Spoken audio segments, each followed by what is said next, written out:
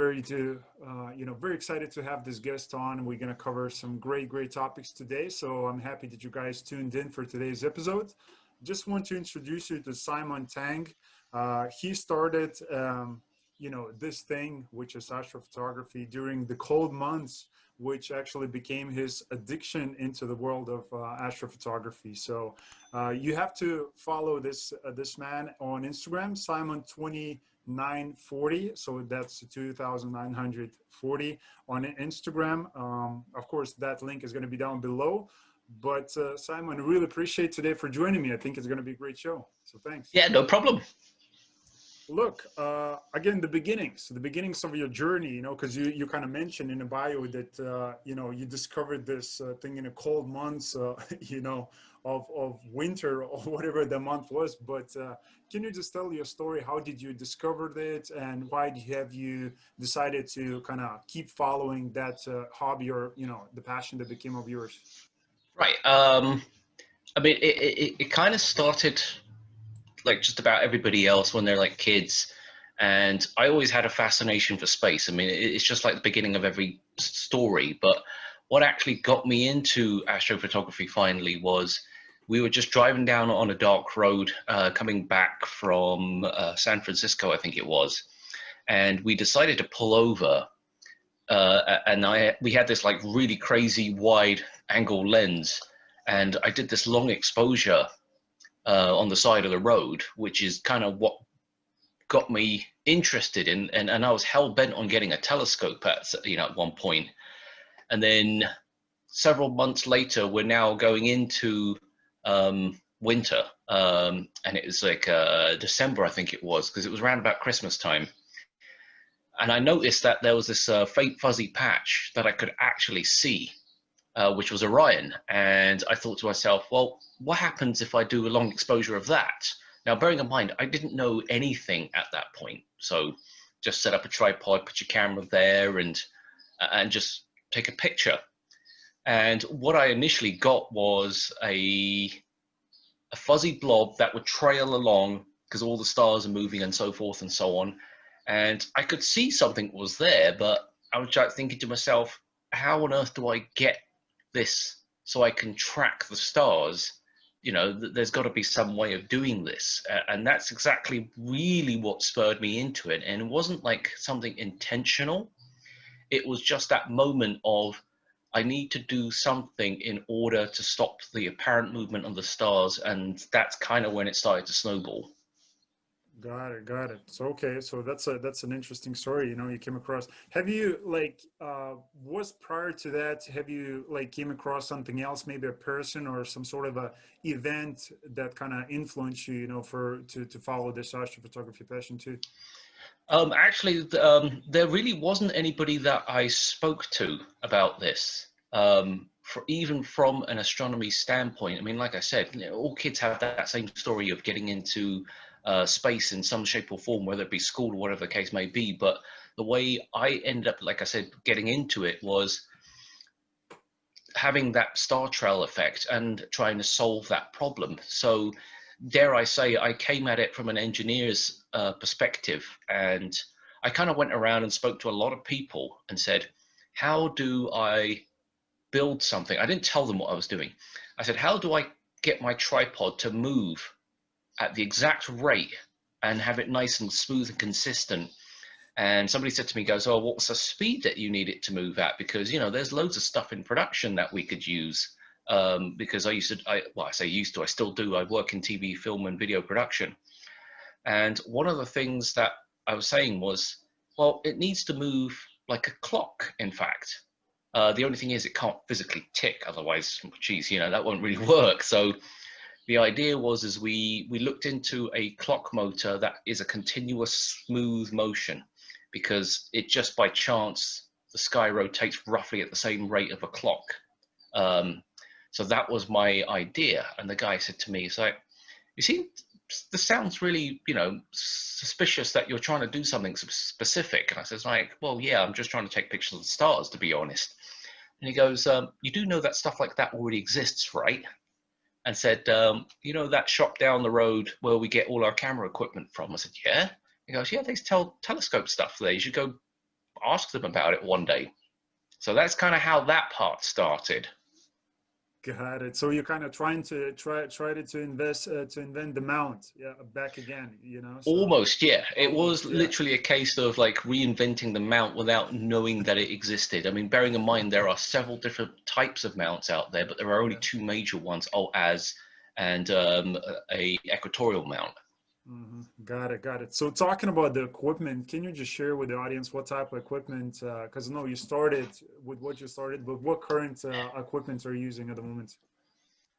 Currently, do you want me to go through like actual specific names of the products as well? Well, if you can, I mean, you know, because I know Yeah, of these things course. will be beneficial to the audience. So, Yeah, of course. please. Right now, I am currently using a Skywatcher EQ8RH Pro, which is one of their newer mounts that they've currently released. This one is the higher or the highest end version, should I say. It's the one with the Renshaw encoder, which is the RH version. There's two variants of it. There's the RH and the R Pro. They're both called Pros. In terms of telescopes, geez, how many do you want me to list? I've got so many. You know, kind of from beginner standpoint, and maybe again for the people, you know, who are a little bit more advanced into, you know, astrophotography too. Right.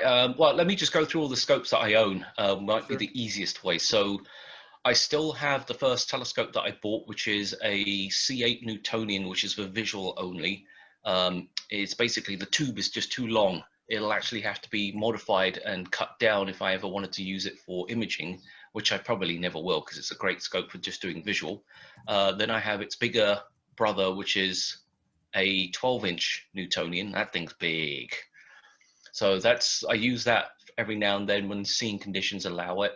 And then I have the Esprit 100 and the Esprit 150, and then lots of little smaller refractors and things like that. Most of them are like guide scopes and, you know, nothing spectacular. Got So it. those are the main things that I currently use. Got it. So again, coming back to the equipment, like what would you recommend again for the audience who are watching this episode and thinking, I want to get involved into astrophotography, but like what type of equipment and softwares do I need, and what will be kind of this price range, you know, for the beginner at that point? Um, you know what? The funny thing here is I always say the same thing for absolute beginners. Start with a DSLR camera of some description.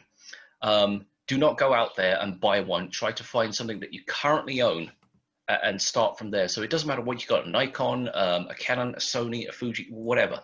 Any of those cameras will always work. So as a starting point, that's where I would always tell people to look into it. Because what happens here is if you decide to throw your money into, say, a telescope, like a refractor, 100 millimeters or something like that, something somewhat affordable, like you blow, I don't know, £600-700 into the whole thing. The problem here is it's the learning curve that you now have to experience, and we haven't even gone into the software yet. And then you have to think about, well, what kind of camera am I going to use? Do I go monochrome? Do I go one-shot color? If I go monochrome, I'd have to do filters. So now I have to have some kind of a control platform. Namely, I have to bring a laptop out. So you can see this whole thing can snowball and get very complicated very quickly. So my advice to most people who have never picked anything up before and want to get into it the way I kind of got into it is start with a camera and a tripod and start with Milky Way photography first to see if you get into it. If you get to that point and you just want more out of it and you want to get longer and longer focal lengths, so loosely translated in the world of cameras, it's longer lenses. So you want to go anything above 85 millimeters is considered long telephoto, 135 millimeters, 200, etc., etc. At that point, do you look into buying a platform of some description? One of the best starting points, and anything that you buy, by the way, even in the future, is not useless. You don't just throw this stuff away. It's always useful. Take a look at something called the Star Adventurer from Skywatcher. And for those of you who are obviously listening in Europe or the UK, Skywatcher, I think everybody and their mother knows who Skywatcher is. So check out the Star Adventurer Pro. That will be a really good starting point. Mount that onto the camera, and off you go. Now, once you're ready to upgrade, and let's just say you get that interest, here's a common mistake that everybody makes, because I used to work in retail selling telescopes. So the mistake everybody makes is they come into the store and they go, I want the biggest telescope I can possibly get. I don't care what the price is, because now we're into the stages of what I refer to as, these are beginners. These are true beginners. So they'll run out, they'll buy a 11-inch SCT of some description, and the most amount they can possibly afford, and they'll spend on average £3,000 to £4,000. US wise, that's about $4,000 or $5,000, give or take. And they always struggle. They find it very, very difficult to operate these things. They can't seem to get past the alignment procedure, and it's just such a turnoff because there's such a big learning curve. So the company Celestron here in the US, they also exist in Europe as well, but nowhere near as big as Skywatcher. They have a small mount called the AVX mount. This mount has just recently gone through a refresh, so they kind of like updated it a little bit and added little extras, bells and whistles. So something like that is a great starting point, but what you have to do is learn the sky. It's the alignment procedure, and the polar alignment is the part that trips you over. Now remember, we're still using DSLR mirrorless cameras here. We haven't gotten into using anything else. And I stress that quite specifically, purely because you're trying to learn too many things at once. And that's the overwhelming part behind it. So now let's move into the intermediate group of people. So you've gone past that phase, you bought your telescope, you know how to use it, you can make this thing fly around in circles and do funny things, and you've got some half decent shots. So now we're going to up our game and increase our exposure time and our focal length. So we're now going to run across another interesting problem with these tracking mounts. They're not necessarily, sorry, my cat decided to join. They're not necessarily going to be 100% accurate. So what you now need to get into is something called guiding. So this is where having some kind of control device becomes critical. So you have to bring out like a laptop or one of these Intel NUCs or a Raspberry Pi of some description. There's a company called ZWO that sells a lot of products. They're based out in China. They sell pretty much all over the world. They created something called the ASI Air, which is basically a small Raspberry Pi machine, which will control most popular mounts out there, as well as some of their cameras. So not all cameras work on this. A lot of the times it's all the ZWO ASI based cameras would work. So with one of these boxes, you now get introduced to something called guiding. And most commonly, people do guiding with a guide scope. So there's a second scope that's attached to the existing scope, either through accessory dovetail clamps, that kind of stuff. And what this thing does is it has the same field of view as what you're currently looking at. And it looks at a star, and if it notices it starts to drift, it'll send pulse commands to the mount to correct, to go back the other direction or slow down, is what it really is. It doesn't actually make it go the opposite direction. It's actually a big misconception. It actually just slows the motor down. And in some cases, the declination, if you're in an equatorial mount, it'll also correct for that too, if your polar alignment is off. So cat's trying to get comfortable. No, that's fine. It's, you know, maybe he got something to say as well. So that's yeah, awesome. possibly. Possibly, because he has the time to observe, you know, the night sky too. So listen, yeah, so that's a great advice. I love that you said that, you know, people who never experience, you know, anything with astrophotography, they should start with something simple like DSLR, you know, camera. And you know, if they're not going to follow through and, you know, think about, oh, I don't want to buy a scope, at least they have a camera still at that point. Right. So that's a very good advice. Thank you for that. So again, in your personal career so far, since you started, what would you consider kind of your biggest accomplishment so far? You know what? Here's the funny thing. I don't like to look at anything that I do as an accomplishment, because it kind of pegs somebody to have like a high point, if that makes sense. But in reference to what you're essentially, I think one of the biggest things that I've done so far that is probably most recognizable is a transit of the International Space Station during the eclipse. Now, the story for that is there were actually three teams, from my knowledge, that went exactly what I shot. So I was one of the teams, even though it was just a one-man band. It was just me by myself. And then there was a group of kids who were somewhere, oh geez, I'm trying to remember which state they were in now. It's been such a long time. I want to say somewhere near Chicago, to be totally honest, even though Chicago's not a state, that's the name of the city. I know there was a group there in that vicinity, and then there was the actual NASA team itself.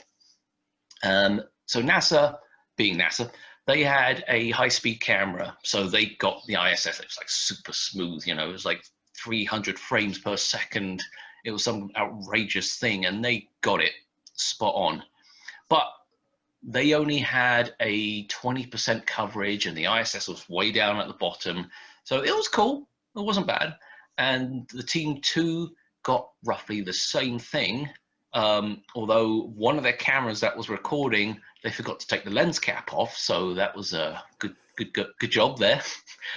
And then what I did is I caught it where it was almost 45% coverage to 50%, so it's almost the halfway mark, and the ISS ran right down the center and actually skimmed the surface of the moon, which is kind of unique in that sense. So if you want to find this image, if you go to the APOD website, which is Astronomy Picture of the Day, you're going to go into 2017, you're going to look into August, and I think it's August 28th, and you'll see the picture that I actually took. For those of you who do want to see this, I'm sure he'll share the link out somehow. So that is the picture that I took.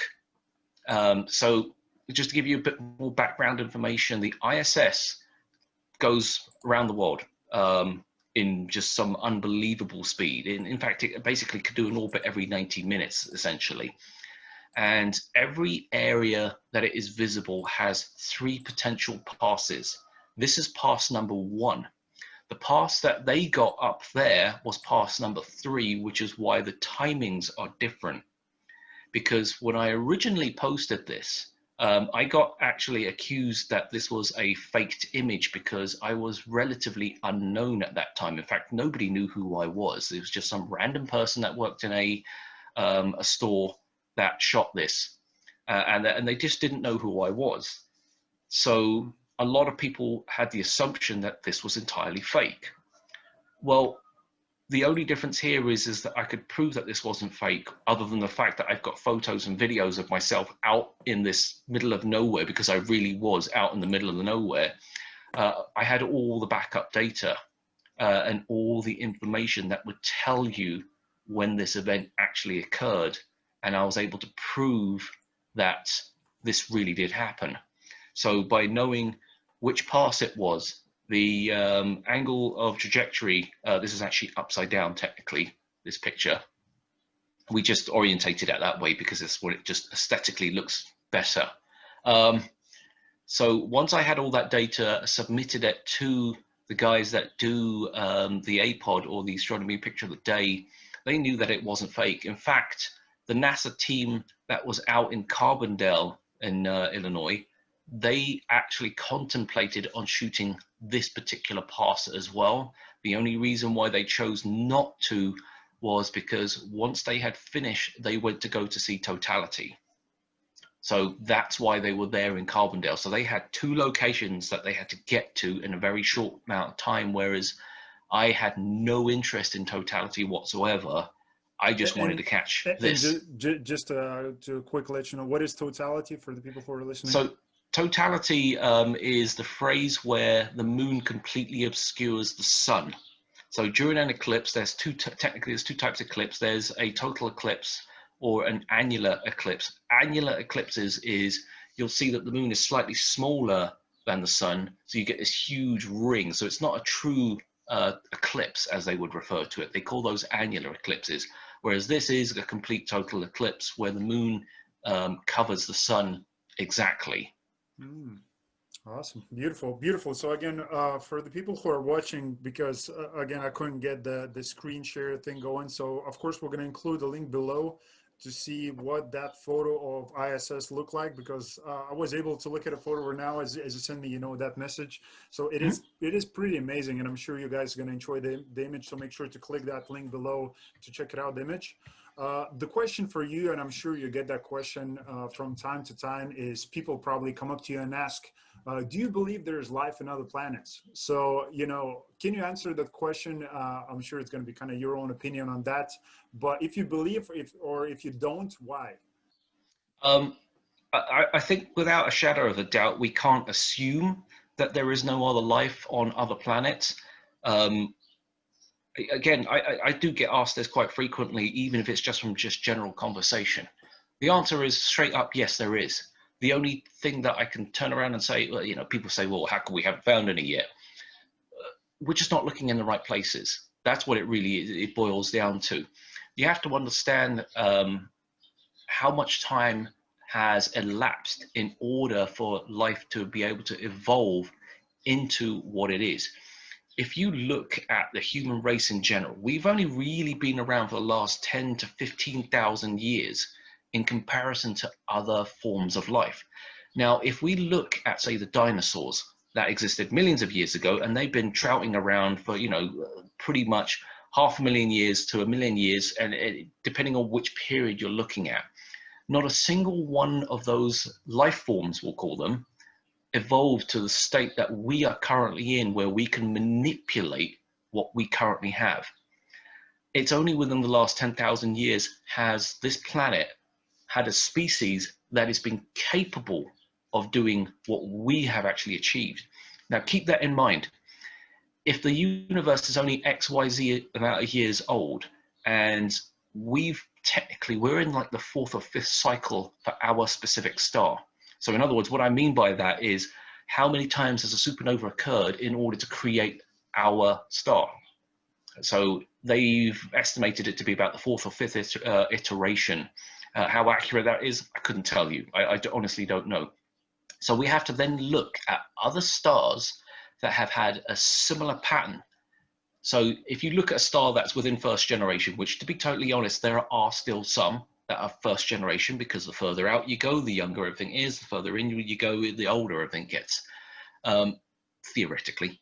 So what happens here is we're looking for something similar to that. So this is why all extraterrestrial planets, exoplanet searches are all within the vicinity of our sector.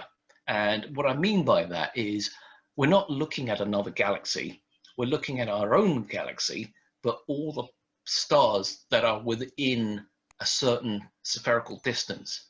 So that what they're thinking, or their logic is, if life has evolved on Earth, at some point you can stack the odds against you, where if I discover, say, 1,000,000 planets, 1,000,000 exoplanets, not including Earth, what the chances are one of those must have life, which is why NASA has gone out of its way, and as well as other private companies and other space agencies have gone out of their way to search for life, either in our own solar system, either it be on a moon or whatever the case may be. And to a certain extent, they're looking for the footprint and the telltale signs of life on other planets. The only thing here is, though, the definition of what we refer to as life is obviously going to be carbon-based. So we're looking for certain gases, carbon dioxide, oxygen, nitrogen, that kind of stuff. At the same time, they're kind of partially looking for, well, if we find a planet just like Earth and it's a suitable location, maybe we can go move there. It's human nature to want to spread. So that's another story for another time. So, answer to it is Do I believe there is life out there? The answer is yes. I mean, the fact that there's this cat sitting on my lap is just proof that there is other life, because a cat and a dog and a human, even though they're both carbon-based life forms, but genetically we are not the same. So it proves that even on Earth there is a high diversity, which must also mean that outside of our ecosystem there is also a diversity. Got it. Got it. Great answer. Love it. So I think a lot of people will be on the same page with you, you know, on that topic. So, Yeah. so talking about, you know, questions that people do ask, maybe we can talk about the questions that people don't ask, but so kind of what will be that one thing that people don't ask, but you kind of want to let people know you need to know that one thing, whatever that might be, space photography, astronomy, or whatever that might be. You know, that's probably one of the harder ones to answer, because we have a saying, you don't know what you don't know, Mm-hmm. which sounds just weird, but there are things that I don't know about, but I don't even know that I don't know about them. And it's being introduced to it is the problem. If anybody Yeah. out there, you know, has no interest in astronomy, you know, we're going to use the vague term, not space specifically, but we'll say astronomy. If no one has any inclining interest in it, what drives me crazy is how oblivious they are to the bigger picture. And the question that I want to ask them is, out of your entire day that you do something, whether it be going to work, making dinner, driving to a location, or just enjoying a day out the beach, do you ever stop and think about what is outside this little box or sphere? Let's get more technical. Do you ever think outside of what the sphere actually holds for you? And without getting religious and philosophical about the thing, you know, I ask them sometimes, have you ever thought about leaving this planet? And it's amazing to see this reaction, because that it's the reason why they don't have an answer or don't even know what the question even means is it's because they have no understanding about it. And the worst part of it is they don't even care. Mm. And so they just simply won't give you an answer. And it's like, I don't know, I don't really care, to be honest. That's the common answer. And it's like, well, that's just really odd. Yeah. Well, So so please. yeah, so that usually is the sparking point that really, if I could ask somebody a question, I'm going to turn this around. If I could ask that question to somebody, that's probably what it would be is, do you, you know, do you ever think about what else is out there? Is there more to all of this, without becoming philosophical, religious, and all that kind of stuff? Hmm. Yeah, yeah, that's a great way to answer this question, you know. So yeah, again, just being curious, you know, because we lose this curiosity, you know, when we're kids. We want to know everything, you know. Why is this happening? Why is this there? Why is this there? Why is up there? You know. And when we grow up and we get in the zone when it's all about, you know, making money and it's a job, it's a career, we forget to be curious again. Well, So yeah. there's an easy way to answer the curiosity question, as it's referred to. Um, the reason why people lose interest in curiosity of anything, regardless of what the hobby is, and this happens to astronomy all the time, you cannot get the answers. That's what the problem actually is. So the prime example would be this. Somebody buys a telescope mount, they can't use the damn thing. They look everywhere, they look high, they look low, they don't know anybody who knows how to use this damn thing, and they get frustrated, so it ends up in the corner or in the trash or on eBay. And the reason behind that is they cannot find the answer to satisfy their curiosity. That's what the real problem actually is. And just in general, as a society, it kills a lot of innovations and a lot of advancements. Is when we can't find the answer, we simply choose to ignore it and move on. Hmm. Yeah. And then we go back to cooking dinner.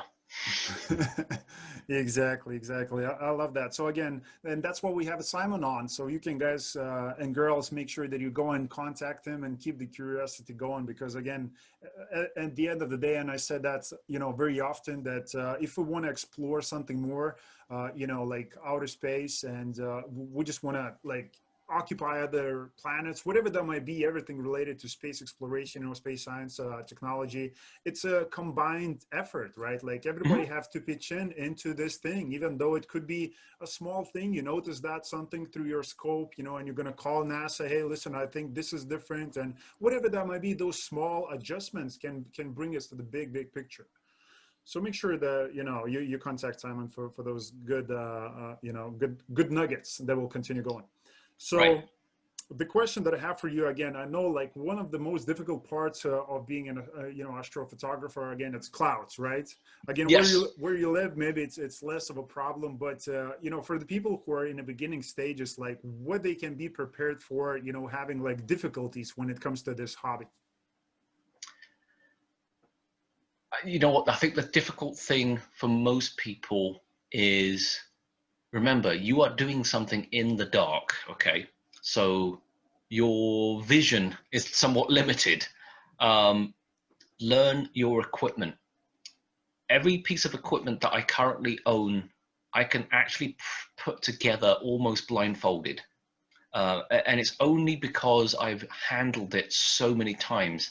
And even when I come across brand new equipment that nobody's ever seen before, I usually can work it out within seconds because I've come across so many different variations. So the idea here is learn everything about what it is that you own, right down to what every single button does. I'm going to partially elaborate on this, which kind of extends back to the previous question. Um, when you're asking for help from somebody in the astronomy world, do not ask them a step-by-step guide. And the reason why I say it in this particular fashion, and it's not mean-hearted or anything like that, is I don't want to show you how to press buttons. I would rather show you what the button does when you press it. And I think that's the critical part to this, is knowing what something does, and then you decide how to utilize that. So it's going back to that thing. You're fumbling around in the dark, but if you know exactly what this screw does, and this button here does, and this particular knob does, you should not have any troubles fumbling around in the dark. Um, Being here in California, sometimes it gets cold, sometimes it doesn't. Sometimes it's like a nice 20 degrees Celsius at night. Sometimes it's warmer than that. Sometimes it could be 23. I mean, it's quite nasty sometimes. So be prepared to be sitting out there in the cold, especially if you're in Europe. It does get damp very quickly. Usually come by about 10 o'clock, it starts to get damp, humidity goes up, and it gets cold real fast. So be aware of that. Of course, your equipment's going to be absolutely fine. The stuff was designed to be left outside. That's what it's there for. But just remember, pack accordingly. Think to yourself, you're going camping. That's like one of the biggest musts. Get a hat, the whole 9 yards, jacket, you name it, gloves, whatever. Yeah. I would probably say be prepared for the weather. Is what the real answer is for that one. Got it. Again, another great advice. So thank you for that, Simon. Again, coming back to your own personal work, everything related to astrophotography, like what are the big projects that you're looking forward to in the future? Um, Geez, that's another tough one in so many ways. I think everybody right now is going to get super excited for the next eclipse here in the US in 2024. Um, I don't have any major plans per se to do anything specific or unique. I think people are probably going to expect me to go and do another ISS transit, and the answer is no, I'm not going to. So I'm trying to think of something different if something different can occur. Again, this is all like just astronomical stuff like this you can't plan until maybe a month ahead of time, because if you plan too far ahead of time, you're going to get disappointed when it doesn't happen. So I don't want to waste years worth of preparation. um, in terms of anything that's a little bit more near future, should I really say. There are certain projects that I am currently working on.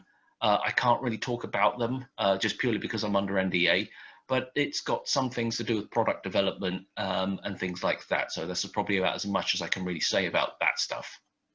Interesting, interesting. So we have to make sure that we follow Simon right here just to keep close and get the sneak peeks, you know, the behind the curtains kind of, you know, pieces into what the project is going to be about. I'm not even allowed to do that.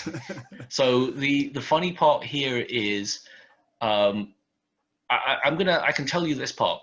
I get to look at products well ahead of time, and the idea here is we're trying to ascertain if this is viable in the market, or in some cases, unfortunately, is how do we market something because we've already made 10,000 units. How do we sell them?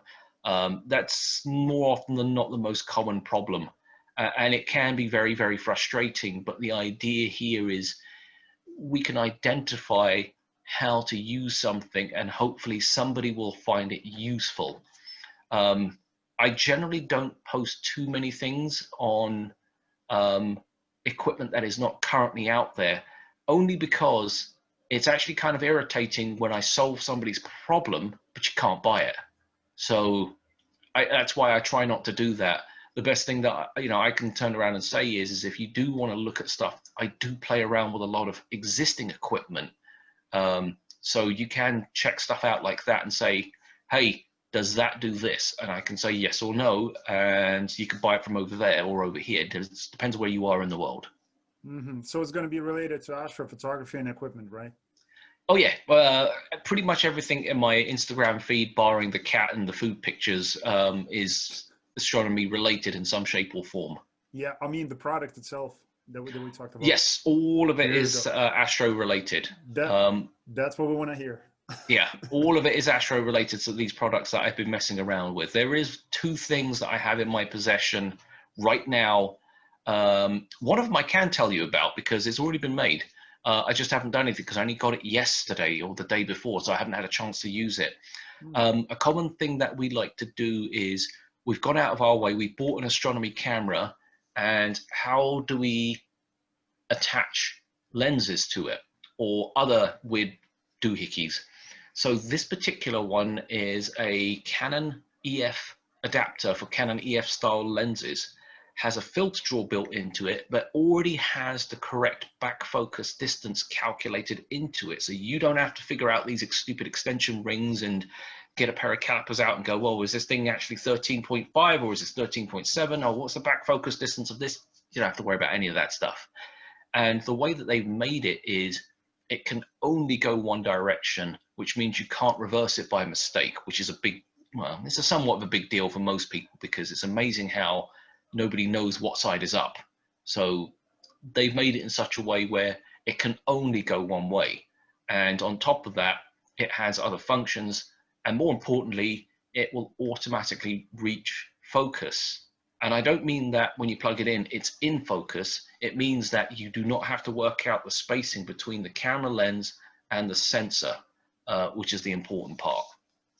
Oh, okay. So kind of simplifying the technology and the astrophotography, you know, for a lot of people, which is a good thing. Again, at the same time, I think it's going to bring a lot of people into this, you know, hobby, and again, bring the curiosity back, you know, as I spoke before. So that's awesome. Okay.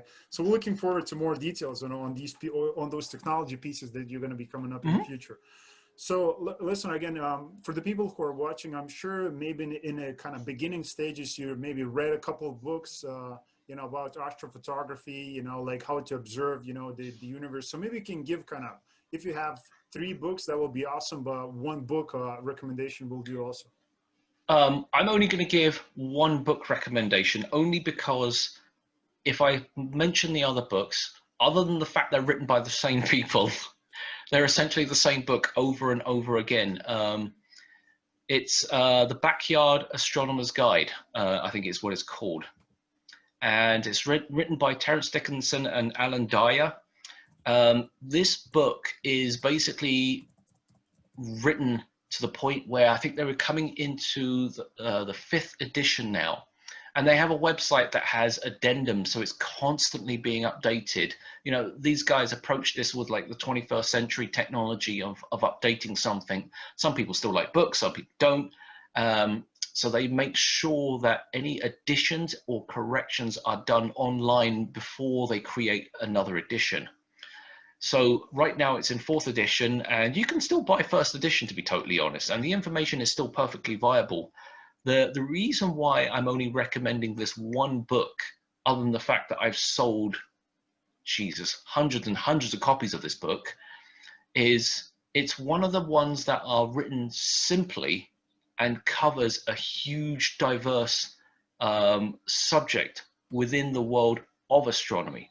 So it doesn't just teach you about astrophotography, it teaches you about setting up your telescope, different types of mounts, the different types of scopes. What is an eyepiece? How do you use it? What if you want to use a filter? And then it goes into how do you find these celestial objects, how to read the star maps, that kind of stuff, and what to expect. That's the key right there, is expectation versus reality. It's like this classic meme, and I probably should do some of these classic memes because they are quite funny in some ways, is the expectation of the Orion Nebula versus what reality really should be. Is you see this amazing picture of the Orion Nebula with this great big thing and all these fantastic colors and God knows what else. When you look at it through a telescope for the very first time, now remember, you've got this image of a NASA picture in your head, you go, oh, well, I can see this like fuzzy blob and some detail, or I don't know what it is that I'm looking at. And well, that's the Orion Nebula. And then I go, I was kind of expecting this. And they'll show me a picture. I'm like, well, that's just a NASA picture or a picture that I took or whatever the case may be. And that book straight up tells you expectation versus reality. I mean, he doesn't just say it blatantly like that. He just says it in a way that this is what you'll see through an eyepiece. And he hasn't even talked about astrophotography, because the astrophotography side of thing is not actually until the end of the book, funny enough, because he needs to keep you away from that, because he does not want to show you the expectation that isn't actually true. There are pictures of planets. When you buy a telescope, there's another thing. When you buy a telescope, do not be fooled by the pictures of the planets and have an expectation of that is what you're going to see. Nowhere on the box does it say this is what you're going to get. It's just an example. And I got this all the time. They say they buy the telescope, they buy this small 80mm refractor as their first scope. They pay $200 for it. So that's going to be, what, £150 for you guys? Probably like 200 euros in anywhere in Europe. And they look at the box and they see these crystal clear, sharp images of whatever planet that they decide to print on there, usually Jupiter and Saturn. And you look through it, and to be totally honest, Jupiter in an 80mm scope looks like a dot with 4 dots trailing around it, and that's it. You don't see no red spot, you don't see no cloud band details. So you then go, well, maybe I'll get a better shot if I look at Saturn. You look at Saturn, same problem. A bright spot or blob with 2 little things sticking out, and that's it. That's all you get. Yeah. And the sheer amount of complaints that we have received based off of that is just unreal. And they say, well, it says that this is what I was going to see. I said, where does it say that? I said, it's on the box. I said, no. You said it said on the box that this is what you'll see. Show me that. They can't, because they didn't actually look at it carefully. It's a marketing gimmick at the end of the day. Yeah.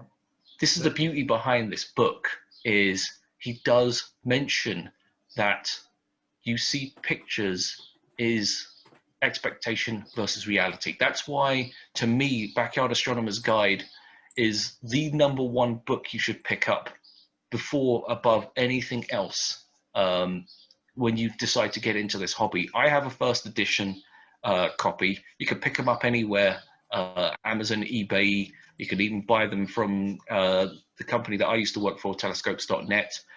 And it's by far and wide the most comprehensive guide to astronomy in general. Yeah.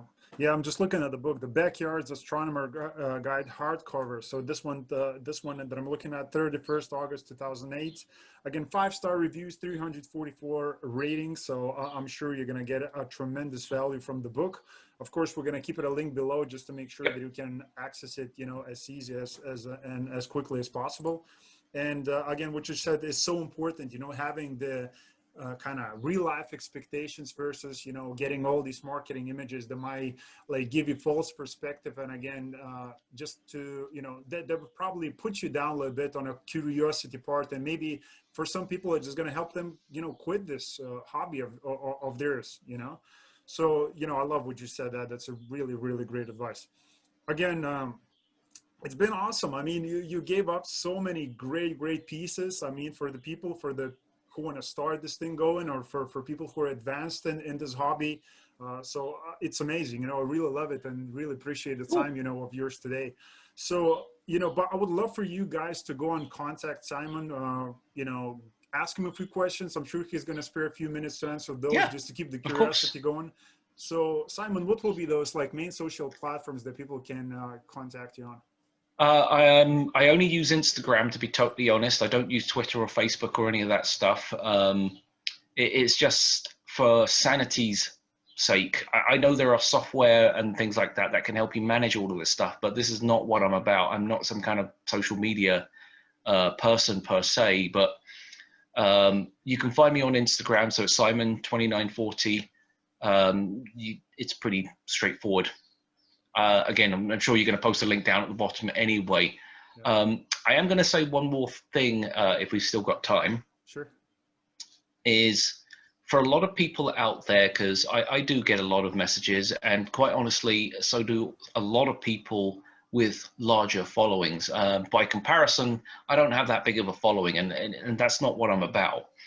I will say this: if you are getting into astrophotography, or you are currently doing astrophotography, and you have social media and you're posting up this stuff, take everything you see with a pinch of salt, or a grain of salt at least. When you see other people's pictures, regardless of who does it, if it's myself or somebody else that you enjoy their pictures, do not strive to be them. Do not emulate them. Do not try to create something based off of what they've done. The reason behind why I say that is you have to find your identity when you're doing astronomy. Everybody has something that they can end up specializing in. And if all you do is just emulate what somebody else does, you will not create or find something. Astronomy is about discovery. It's about learning new things, and more importantly, finding yourself. I mean, we say we find life out on other planets and things like that, but here's the killer part of it: is most of us do not know anything about ourselves before we can even go look anything out, for life and things like that. So create your own unique identity. Again, don't always ask the question of how do I? Ask the question, what does this do? Is the better way of doing it. Wow, that's beautiful advice. Again, I think something for a lot of people to think about, going inside first before you actually go out, explore the Right. the outer things that are out there. So that's beautiful. That's a beautiful way to put it. So again, guys, super great interview, and I'm again had a great pleasure to be talking with you today, Simon. Just No problem. one thing for you guys that I want to ask you again: if you just pass it along the message, just share it with a friend who has an interest, or you think might have an interest into astrophotography, space exploration. Make sure to share that message. And Simon, again, really appreciate the time today. And guys, as always, I'm going to see you in the next episode, and don't forget to keep exploring. Thanks.